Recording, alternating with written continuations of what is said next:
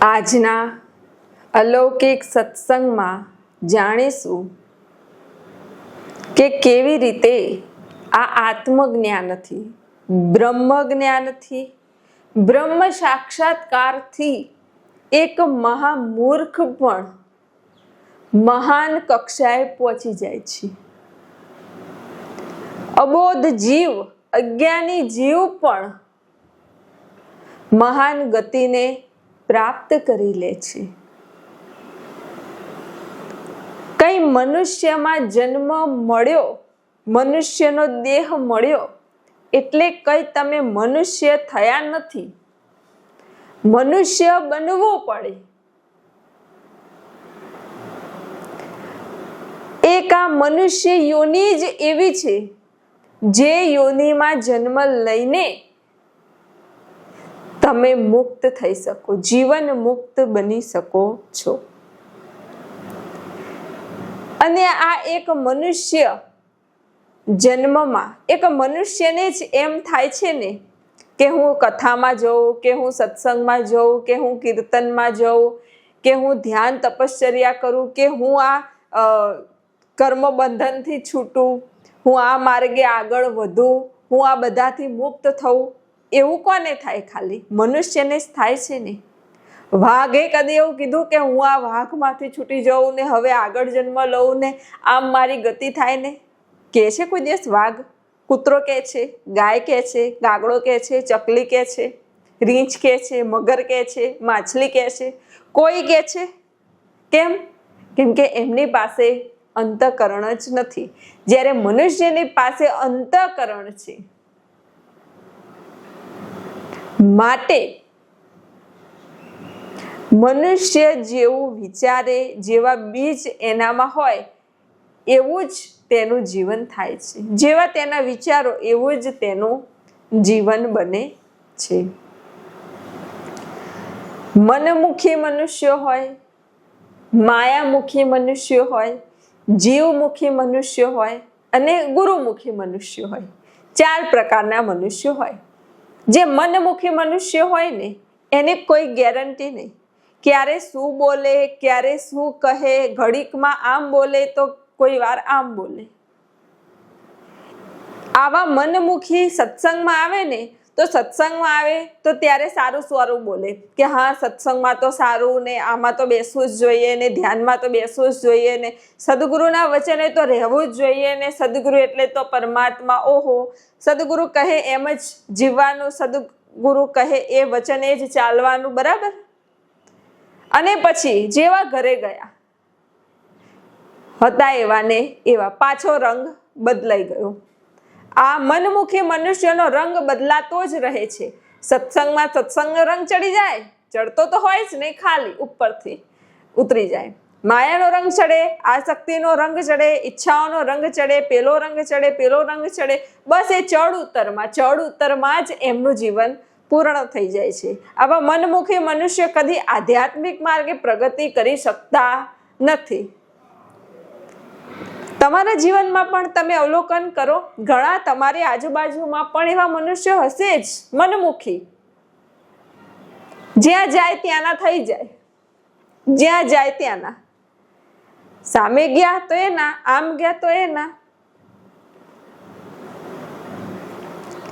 આગળ આવે માયામુખી મનુષ્ય. આવા મનુષ્યો હોય ને એ મનુષ્યોની મનમાં માયા પ્રત્યે એટલી બધી આસક્તિ હોય કે દિવસ ને રાત મારે આ જોઈએ છે, મારે પેલું જોઈએ છે. અને આવા મનુષ્ય ક્યાંક ખરીદી માટે જાય ને, આ લઈ લો, પેલું લઈ લો, આ ગમે છે, પેલું ગમે છે, આ લેવું છે, આમ લેવું છે. તમને એમ થાય કે આ કેટલી બધી માંગણી છે, કેટલી બધી ઈચ્છાઓ, કેટલી બધી આસક્તિઓ છે. એમ લાગે કે આ ભૂખ્યા થયા છે. આમ આ લઈ લો, આ લઈ લો, આ લઈ લો, બસ લઈ જ લો. આ માયામુખી મનુષ્યો. પછી એવું નહીં કે તમે એમને એક વસ્તુ આપો એટલે ધરાઈ રહે. જેમ કે એને તમે ગમતી વસ્તુ કહે છે કે મારે આ જોઈએ છે, તમે એને આપી દીધી, થોડી જ વારમાં, કલાક પછી મારે તો આ જોઈએ, એ આપી 2 કલાક પછી મારે તો આ જોઈએ. એ માંગ ક્યારે પૂરી જ ન થાય. ચાલુ ને ચાલુ, જોઈએ જોઈએ ને જોઈએ. માયામુખી મનુષ્યો, કંઈક નવું. મનમુખી, માયામુખી અને હવે આવ્યું જીવમુખી. જીવ ભાવ એટલે શરીર ભાવ, અતિશય શરીર ભાવ. શરીર અદ્ભુત દિવ્ય છે. શરીરનું ધ્યાન રાખવું જોઈએ, શરીરને સાચવવું જોઈએ, શરીરને જે જરૂર હોય એ પોષક તત્વો પૂરા પાડવા જોઈએ. એ આપણો ધર્મ છે, એ આપણું કર્તવ્ય છે. પણ અતિ સેજ થયું ને દવા લ્યો, સેજ થયું ને આમ થઈ ગયું, આમ થઈ ગયું. અતિશય શરીર પ્રત્યે આસક્તિ. અને આવા જે જીવ ભાવ વાળા હોય ને, એને ખાલી તમે એમ પૂછો ને કે તમારે કેટલા વર્ષ થયા, તોય ના ગમે. મરવાનું તો નામ જ નહીં લેવાનું. મરવું ગમે જ નહીં, કે બસ મરી જઈશું તો મરી જઈશું, તો એમ જ બસ જીવવું છે, જીવવું છે, જીવવાની આશા. એટલી બધી જીવવાની આશા. કઈ કાર્ય ન કરતા હોય, હો, ખાય પીવે ને સુઈ જાય તોય જીવવાની આશા. જીવવું છે, જીવવું છે, જીવવું છે. શરીરને કંઈ ન થવું જોઈએ. 90 વર્ષના હોય ને તો એમ થાય કે ઓહો, હજુ તો મારે બહુ જીવવાનું બાકી છે, હજુ તો બહુ બાકી છે. આ મોતનું તો નામ આવે ને ના ગમે. જીવમુખી, બહુ શરીર વાળું, આમ આસક્તિ એટલી બધી. મનમુખી, માયામુખી ને જીવમુખી. આધ્યાત્મિક માર્ગમાં કોઈ પ્રગતિ કરી શકે નહીં. જો આધ્યાત્મિક માર્ગમાં આવું હોય, ગુરુમુખી થવું પડે. ગુરુમુખી શિષ્ય એટલે તટસ્થ, સ્થિર, સંયમી, ભીતરમાંથી સ્થિરતા વાળો, એકાગ્રતા વાળો. આવો જે શિષ્ય હોય એને એક જ લક્ષ્ય હોય. સત્સંગમાં લક્ષ્ય, ભજનમાં લક્ષ્ય, કેવી રીતે નીકળવું હું, બસ એ માટે સતત પ્રયત્નશીલ, સતત પ્રયાસમાં રહેતો હોય. આગળ નીકળવાની તાલાવેલી, કંઈક શીખવાની જિજ્ઞાસા હોય.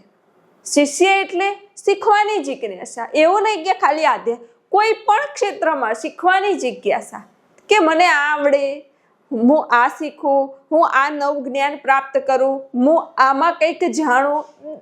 દરરોજ ને દરરોજ કંઈક શીખવાની જિજ્ઞાસા, એને કહેવાય શિષ્ય. શિષ્યનો મતલબ કે બેસી ગયા, બધું આવડી ગયું, હું તો ગુરુનો ગુરુ, મહાગુરુ, મારે કંઈ વાંચવાની જરૂર નથી, મારે સાંભળવાની જરૂર નથી, બધી મને ખબર જ છે. એ શિષ્ય કહેવાય? ના. એ તો પોતાને ગુરુ માનતા હોય, પણ ગુરુ કહેવાય? ના. કોણ કહેવાય? અભિમાની, અહંકારી, શરીર ભાવવાળા, એ જેવું બોલે.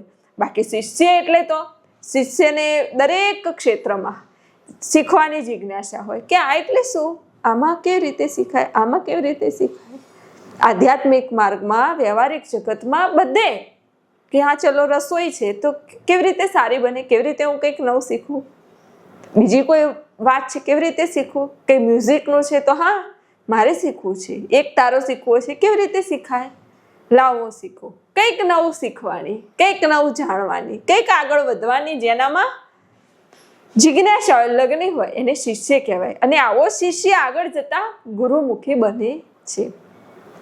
આવો ગુરુમુખી શિષ્ય હોય ને, એને કોઈ પણ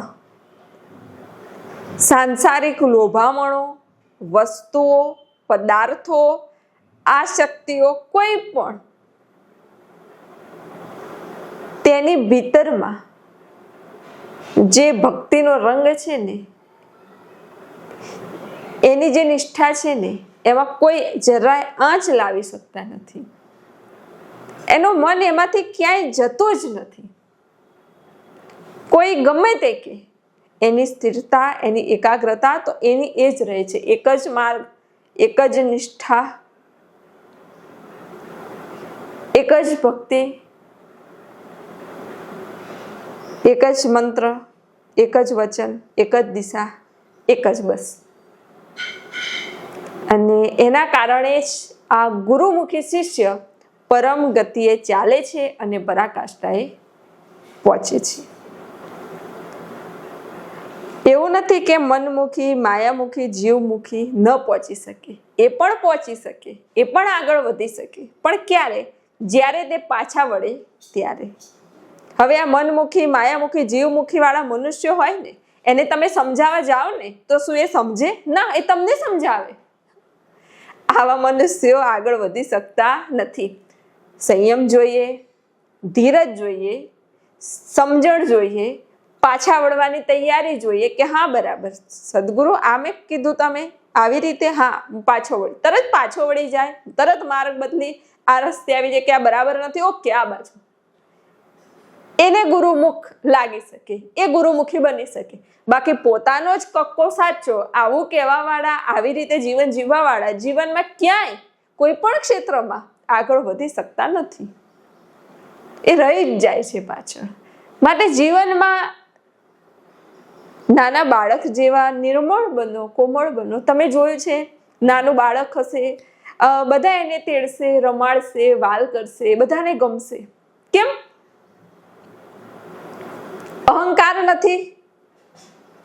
ભલે મોટા 10 કરોડના બંગલામાં રહેતો હોય તો એ નાના બાળકને એવું ના કે મારો બંગલો મોટો 10 કરોડનો, મારે જોડે તો આમ છે, મોટી ગાડી છે ને મોટી ફેક્ટરી છે, એવું કઈ હોય બાળકને? ના, નિખાલસ જે તેડે એની જોડે જતો રહે, હસે, રમે, કેવું ગમે તમને. અહંકાર શૂન્ય છે.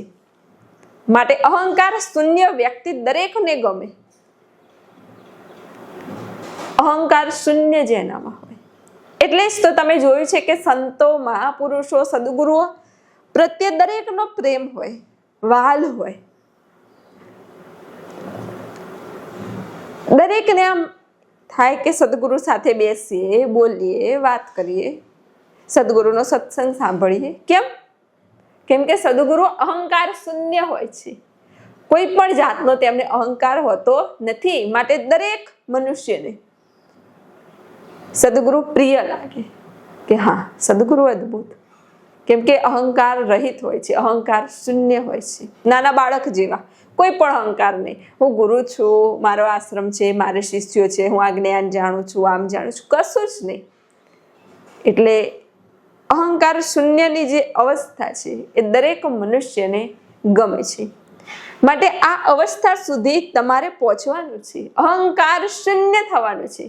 જ્યારે જાતિનો અહંકાર નહીં, ધર્મનો નહીં, દેશનો નહીં, રૂપનો નહીં, રંગનો નહીં, ઘાટનો નહીં, જે જ્ઞાન છે તમારી પાસે એનો પણ નહીં, કોઈ પણ પ્રકારનો અહંકાર ન હોય અને જ્યારે એ અહંકાર શૂન્યની અવસ્થા તમને પ્રાપ્ત થાય ને ત્યારે કંઈક આ માર્ગે તમે ડગલું માંડ્યું તેવું કહી શકાય. ધર્મવાન વ્યક્તિ નિર્મળ હોય, કોમળ હોય, નિષ્ઠાવાન હોય, ધીરજવાળો હોય, બરાબર એવો હોય. મારું કરે, તું ને હું જુદા, એ ધર્મ કહેવાય? ના. જ્યાં ઝઘડા છે ત્યાં ધર્મ નથી, અને જ્યાં ધર્મ છે ત્યાં ઝઘડા નથી. હા, આપણે જાણીશું કે કેવી રીતે મહામૂર્ખ પણ આ બ્રહ્મ જ્ઞાન પ્રાપ્ત કરે, મહાન પદને પ્રાપ્ત કરી લે છે. વિદ્યુતમા નામની એક રાજકુંવરી, રાજકુંવરી રૂપનો અંબાર, સૌંદર્ય એટલું તેજસ્વી, આભામંડળ એટલું સકારાત્મક, સાથે સાથે શાસ્ત્રોને જાણનારી, વેદ, ઉપનિષદ બધું જ વાંચેલું, કોઈ પણ શાસ્ત્રમાંથી પૂછો એ બધા જવાબ આપે. હવે વિદ્યુતમાની ઉંમર થઈ એટલે એના પિતાએ કીધું કે હવે તારે લગ્ન. વિદ્યુતમાએ કીધું કે હું ગમે તેવા જોડે લગ્ન નહીં કરું, મારી જોડે જે શાસ્ત્રાર્થ કરે અને મને હરાવી દે એની સાથે હું લગ્ન કરીશ. પિતાએ કીધું ઠીક છે, બધાને બોલાવે શાસ્ત્રાર્થ માટે, પણ આ રાજકુમારી, આ દેવી તો એટલી બધી જ્ઞાની, મહાન, શાસ્ત્રાર્થ કરે ને સામેવાળા હારી જ જાય. તરત જવાબ, તરત જવાબ, તરત જવાબ, કોઈ જીતી ન શકે. કેટલા રાજકુમારો આવ્યા, કેટલા બ્રાહ્મણો આવ્યા, કેટલા બધા આવ્યા, બધાને હરાવી દીધા. હવે મોટા મોટા હારી ગયા એટલે બધાને મનમાં થયું કે આ વિદ્યુતમાએ અમને બધાને હરાવી દીધા, એટલે બધાને એમ થયું કે આને સબક શીખડાવો, વિદ્યુતમાને કંઈક સબક શીખડાવો. એટલે બધા મળી ગયા અને મળીને એમને નક્કી કર્યું કે આ વિદ્યુતમાના લગ્ન એવા મૂર્ખ જોડે કરાવીએ ને કે આખી જિંદગી રોવે. આવું બધાએ નક્કી કર્યું. નક્કી કરીને કોઈ મૂર્ખ મનુષ્ય ગોતવા માટે તે નીકળી પડ્યા. ગોતતા ગોતતા ગોતતા એક જંગલમાં પહોંચ્યા. એક જંગલમાં પહોંચ્યા ને ત્યાં એક આંબાનું વૃક્ષ હતું. એની પર એક મનુષ્ય આંબાની ડાળીએ બેઠો હતો અને જે ડાળીએ બેઠો હતો ને એ ડાળી જ કાપી રહ્યો હતો. એટલે ત્યાંથી એક રાજકુમારે બૂમ પાડી કે એ આ શું કરે છે? બુદ્ધિ છે કે નહીં તારામાં? તો જે ડાળીએ બેઠો છે એ જ ડાળી કાપે છે. એટલે ઉપરથી પેલો મહામૂર્ખ હતો એ શું બોલ્યો કે તમારે શું, હું ગમે તે ડાળી કાપું.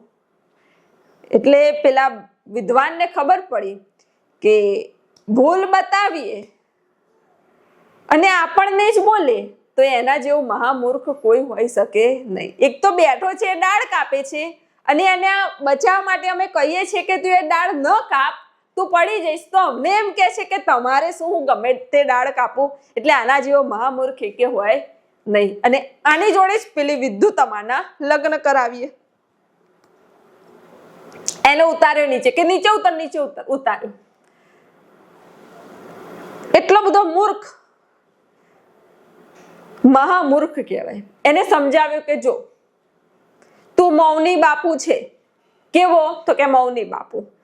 બાલ બ્રહ્મચારી છે કે કેવો? કે બાલ બ્રહ્મચારી. અમે તને રાજમહેલમાં લઈ જઈએ છીએ, ત્યાં રાજકુમારી છે, તારા લગ્ન એ રાજકુમારી સાથે અમે કરાવવાના છીએ, પણ એક શરત છે કે તારે ચૂપ રહેવાનું, કંઈ બોલવાનું નહીં, ઈશારો કરવાનો, અમે બધા એનો જવાબ આપીશું. આ તો મૂર્ખ હતો. એને કીધું ઠીક છે ચલો. હવે આ બધા જે રાજકુમારો ને જે વિદ્વાનો ને પંડિતો બધા હતા ને એ બધા આ મૂર્ખને પાલખીમાં બેસાડીને લાવ્યા અને જયકારો બોલાવતા બોલાવતા લાવ્યા. મૌની બાપુની જય, બ્રહ્મચારી બાપુની જય, મૌની ગુરુની જય, બ્રહ્મચારી ગુરુની જય, મૌની બાબાની જય, બ્રહ્મચારી બાબાની જય. જયકારો બોલાવતા લાવ્યા. વિદ્યુતમાની સામે બેસાડ્યો અને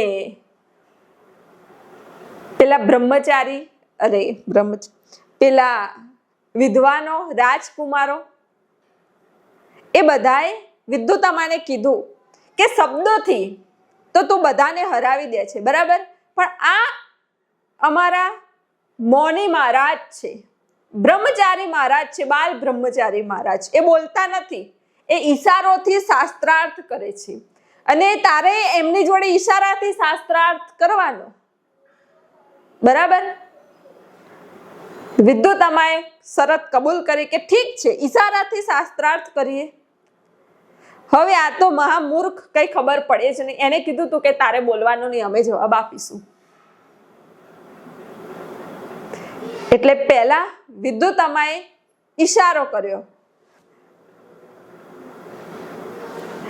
એટલે પેલા મહામૂર્ખને શું થયું કે મને એક ગોદો મારે છે, હું એને 2 ગોદા મારીશ. એટલે મૂર્ખે આમ ઈશારો કર્યો. વિદ્યુતમાએ પેલા બ્રાહ્મણોને પૂછ્યું, વિદ્વાનોને, એ તો શાસ્ત્રો વાંચેલા હતા, ગોખેલા હતા, એટલે બધું સેટિંગ કરી દે કે તમારા મૌની મહારાજ શું કહેવા માંગે છે. વિદ્યુતમાએ કીધું કે મેં કીધું કે ઈશ્વર એક છે.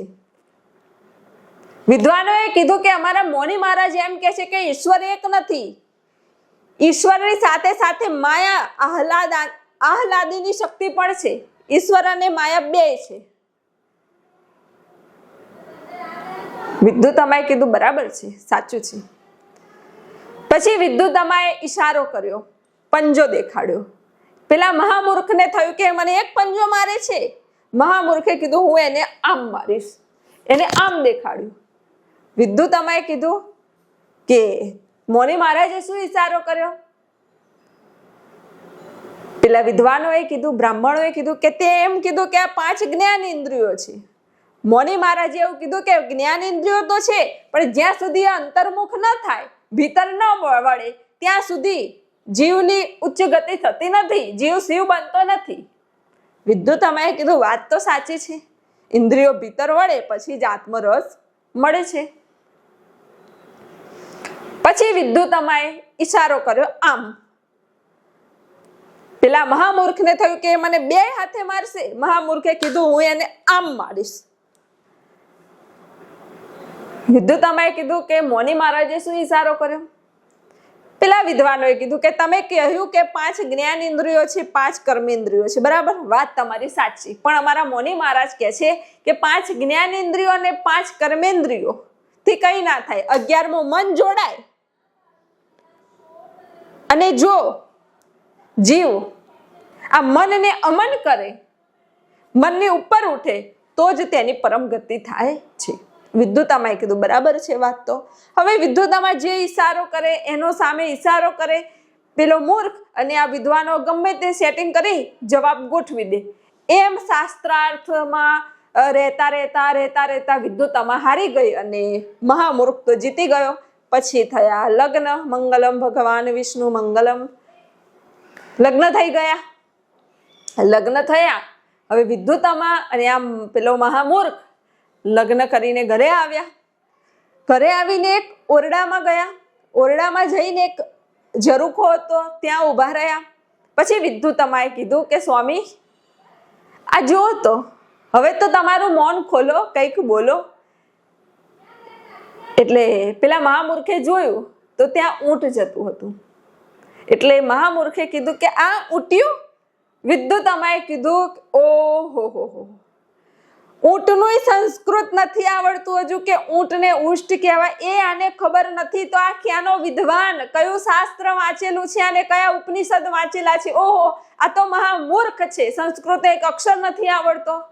વિદ્યુતમાએ કીધું કે તમે મારા પતિ થવાને લાયક નથી, પણ હું ભારતની નારી છું એટલે બીજો વર તો નહીં વરું, પણ તમે તૈયાર થઈને આવો, કમ્પ્લીટ થઈને આવો, અને પછી જ મને તમારું મોં બતાવજો.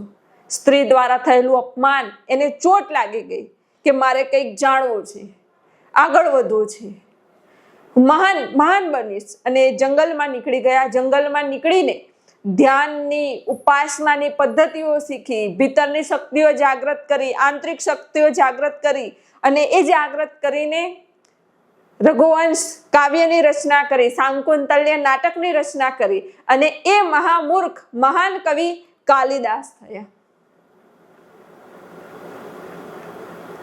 આજે તેમના નાટકો જેમને જેમને સાંભળ્યા એ માથે લઈને નાચ્યા છે, એટલી એમને અદ્ભુત અને દિવ્ય રચના કરી છે. જે મહામૂર્ખ, જેને કઈ એ ડાળી ઉપર બેઠો હતો ને એ ડાળ કાપતો હતો, એટલો જે મૂર્ખ હતો, એટલી જેનામાં બુદ્ધિ ન હતી, એને આ મહાપુરુષોનું સાનિધ્ય મળ્યું, મહાપુરુષોનો સત્સંગ મળ્યો, ધ્યાન, સાધના, ઉપાસનાની પદ્ધતિ મળી, અને એની લગ્ની હતી, જિજ્ઞાસા હતી ને આગળ વધ્યો અને પહોંચી ગયો, મહાન કવિ કાલિદાસ થઈ ગયો. હવે તમે વિચાર કરો કે એટલા મૂર્ખ તો તમે નથી ને, તો તમે ન પહોંચી શકો, તમે આગળ ન વધી શકો, પરાકાષ્ઠાએ પહોંચી શકો, તમારામાં લગ્ન જોઈએ, આગળ વધવાની જિજ્ઞાસા જોઈએ, તો મંજિલ દૂર નથી, મંજિલ બહુ પાસે છે. દરરોજ કંઈક નવું જાણવાની ઈચ્છા પ્રગટ કરો, કંઈક નવું શીખો, કંઈક નવું જાણો. જીવન કેટલું અદ્ભુત અને દિવ્ય છે, એને વ્યર્થ ન ગુમાવશો. આવો મનુષ્ય અવતાર વારે વારે મળતો નથી. દેવોને પણ મુક્તિ જોઈએ છે, એ પણ આ મનુષ્ય જન્મની રાહ જોઈને બેઠા છે કે ક્યારે કોઈ જન્મ મળે, ક્યારે મનુષ્ય યોનિમાં જન્મ મળે તો અમે અહીંયાથી છૂટીએ, અહીંયાથી મુક્ત થઈએ. એટલો અમૂલ્ય જીવન, એટલો અમૂલ્ય અવસર, એટલો સરસ મનુષ્ય જન્મ તમને પ્રાપ્ત થયો છે. માટે જાગો, સમય વેડપશો નહીં. કેટલાય એવા ઉદાહરણો છે જેમને કઈ ખબર ન પડતી હતી ને પરાકાષ્ઠાએ પહોંચી ગયા. કેમ કે એક તો જો જેને કશી ખબર ન પડતી હોય, કંઈ જ્ઞાન ન હોય, કશું જ ન હોય, એને પહેલા અહંકાર તો હોય જ નહીં. અને જે શીખવાડે એ તરત શીખી જાય, તરત જાગી જાય, તરત જિજ્ઞાસા હોય આગળ વધવાની. એટલે એવા છે ને બહુ તરત જલ્દી પહોંચી જાય. પણ હું કઈ જાણું છું, મને ખબર છે, મને શાસ્ત્ર આવડે છે, મને આવડે છે, આ બધા રહી જ જાય, હંમેશા રહી જાય હું જાણું છું વાળા. અને જે નીલ હોય, અહંકાર શૂન્ય હોય ને, એવા પહોંચી જાય તરત જ. માટે આ સત્સંગ ધ્યાનથી શ્રવણ કરો, હૃદયમાં ઉતારો, જેથી આપ સર્વનું કલ્યાણ થાય. આ સત્સંગ દરેક મનુષ્ય માત્રને શેર કરી ઘરે બેઠા ગુરુ કાર્ય કરી અઢળક પુણ્યની પ્રાપ્તિ કરો. આજના સમયમાં ગુરુ કાર્ય કેટલું સહેલું થઈ ગયું છે, તોય તમે ગુરુ કાર્યનો લાવો લેતા નથી, તોય ગુરુ કાર્યમાં રત રહેતા નથી. પહેલાના સમયમાં જ્યારે સદગુરુ હતા અને ત્યારે આ જ્ઞાનનો પ્રકાશ કરવાનો હતો ને, આ બ્રહ્મ જ્ઞાનનો પ્રકાશ, તો સદગુરુ ગામડે ગામડે ઊંટગાળામાં બેસીને ફરતા મહાપુરુષો. ગાડા ન હતા તો ચાલતા ચાલતા ફરતા, ચાલતા ચાલતા ગામડે ગામડે જતા, ત્યાં બેસતા રહેતા, સમજાવતા, સત્સંગ પીરસતા. કોઈ વાર જમવાનું મળે ખરા, કોઈ વાર નહીં મળે, કોઈ વાર ભૂખ્યાય રહેતા, કોઈ વાર ઉપવાસે રહેતા. કોઈ સુખ સગવડ નહીં, કોઈ સુવિધા નહીં, કશું જ નહીં. તોય એ વખતે મહાપુરુષો અને એમના શિષ્યો કેટલું ગુરુ કાર્ય કરતા હતા, કેટલો કષ્ટ વેઠીને આ કાર્યનો, આ જ્ઞાન વેચવાનો પ્રયાસ, પુરુષાર્થ કરતા હતા. કેટલો કષ્ટ વેઠીને, કે ગયા હોય ને તો હોય 60 કિલોના ને આવે ને તો 30 કિલોના થઈ જાય, ખાધા પીધા વગર. તપશ્ચર્યા પુરુષાર્થ કરી, ક્યાંક ખાવાનું મળે ન મળે, ચાલતા જાય, સમજાવે, કોઈ પથ્થર મારે, કોઈ બોલે, કોઈ અપમાને કરે તો બીજે જાય, ત્યાં અપમાન કરે તો આમ જાય. બસ આ જ્ઞાનનો પ્રચાર પ્રસાર કરવામાં આખું જીવન સમર્પિત કરી દેતા. તમે વિચારો, ખાલી વિચાર કરો ને તો એમ થાય કે આ ગુરુ કાર્ય કહેવાય. કેટલો કષ્ટ વેઠીને. પહેલા આવી સુવિધા નથી કે બસ દ્વારા જઈએ, પ્લેન દ્વારા જઈએ, કે એક્ટિવા લઈને જઈએ, કે એવી સુવિધા હતી પહેલા? ના, ચાલતા ચાલતા જઈને, ઘરે ઘરે ગામડે ગામડે જઈને આ જ્ઞાનનો પ્રકાશ પ્રચાર કરતા, ગુરુ તત્વનો પ્રકાશ કરતા, સદગુરુ મહિમાનો પ્રકાશ કરતા, કે આ સદગુરુ છે, આ જ્ઞાન અમે પ્રાપ્ત કર્યું છે, તમે પણ આ રીતે આ જ્ઞાન પ્રાપ્ત કરો, આ એની પદ્ધતિ છે, આ એની સાધના છે. કેટલું બધું, કે કોક જાગે એ ગુરુ કાર્ય માટે આખું જીવન સમર્પિત કરી દેતા. અને હકીકતમાં જોવા જઈએ તો એટલી તપશ્ચર્યા, એટલો કષ્ટ વેઠીને, એટલી તપશ્ચર્યા કરીને, ભૂખ્યા રહીને, ઉપવાસ કરીને તમારે ગુરુ કાર્ય નથી કરવાનું. તમારી પાસે કેટલી સગવડતા છે, ઓહો કેટલી સુવિધા છે, કેટલું બધું જમવાનું છે, ફળ ફૂલ, કેટલી બધી સુખ સગવડતા. ગરમી લાગે તો એસી, ઠંડી લાગે તો હીટર, પેલું. ઘરે બેઠા, ક્યાંય તમારે જવાનું નથી, કોઈને સમજાવવાના નથી. ઘરે બેઠા ખાલી આંગળી દબાવોને ગુરુ કાર્ય થઈ જાય. એટલું સરસ અને એટલું સરળ આ જે ગુરુ કાર્ય છે. હવે એટલું તમારાથી ન થાય તો પછી હવે કહો કે આ બ્રહ્મ જ્ઞાન, આત્મજ્ઞાન કેવી રીતે તમારામાં પ્રગટ થાય? આટલું પણ ના થાય. આમ વિચારીએ ને, પહેલાનું જે ગુરુ કાર્ય કરતા શિષ્યો, તો એમ થાય કે હકીકતમાં આ ગુરુ કાર્ય કહેવાય. આમ ગુરુના શબ્દે તો આમ જે કે હાજર કરી દે. પેલું સાંભળ્યું હશે તમે, ગુરુ ગોરખનાથ અને મસેન્દ્રનાથને, કે મસેન્દ્રનાથે કીધું કે મને ભૂખ લાગી છે, ગોરખ આ બીજું વડું લઈ આપ. એક વડું લઈ આપ્યું કે મારે બીજું વડું જોઈએ. બીજું વડું લેવા ગયા તો સામેવાળી બાઈએ કીધું કે હું કઈ પેલી છું કે વડા તને આપ કરું? ગોરખનાથે કીધું માં તું આપ, તું કે હું તને આપું. એને તો ખાલી એમ જ કીધું કે લાય તારી એક આંખ આપી દે. તો ગોરખનાથે એક આંખ કાઢીને આપી દીધી કે આ લે માં, પણ મારા ગુરુને વડું ખાવ છે તો એક વડું આપ. એક હાથમાં આંખ ને એક હાથમાં વડું, અને એ વડું લઈને ગુરુ મહારાજના ચરણે આવ્યા, ત્યારે અમને આત્મ સાક્ષાત્કાર પ્રાપ્ત થયો, ત્યારે આ બ્રહ્મ જ્ઞાન આ પ્રાપ્ત થયું, ત્યારે આ ખજાનો પ્રાપ્ત થયો ને ત્યારે આજે આપણે ગુરુ ગોરખનાથ, ગુરુ મશેન્દ્રનાથને યાદ કરીએ છીએ. કેટલી ભક્તિ, કેટલી નિષ્ઠા, કેટલી વચન નિષ્ઠા, કેટલા પાકા, કદી ડગે નહીં. આને શિષ્ય કહેવાય. એટલું શિષ્યત્વ છે તમારી ભીતર. એ શિષ્યત્વ જગાડશો ને પછી આ ગુરુ તત્વનો ખજાનો તમને પ્રાપ્ત થશે. આખું જીવન સમર્પિત કરી દેશો ને ત્યારે.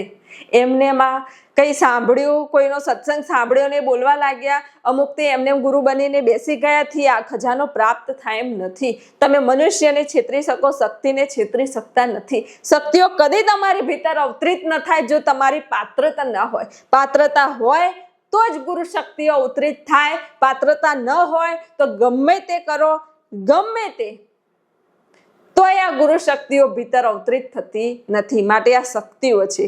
શક્તિઓ પાત્રતા હોય, શુદ્ધતા હોય ત્યાં જ અવતરિત અવશ્ય થાય છે. હા, પછી તમે બહાર દેખાડો કરીને બેસો કે હા અમે તો બધું ખબર પડે છે, આવડે છે, અને અંદર ખાલી તમે તમારાથી છેતરાઓ તો વસ્તુ જુદી છે.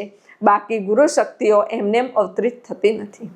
માટે જાગો, મનુષ્ય જન્મ સાર્થક કરો, દિવ્ય બનાવો, તો જ જીવન મુક્તિનો માર્ગ તમને પ્રાપ્ત થશે.